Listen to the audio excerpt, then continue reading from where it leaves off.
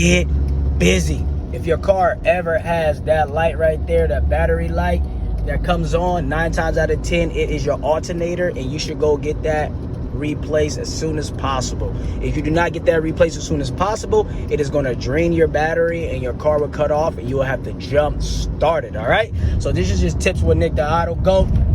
If you ever have that battery light on right there, go swap out your alternator and you'll be good to go.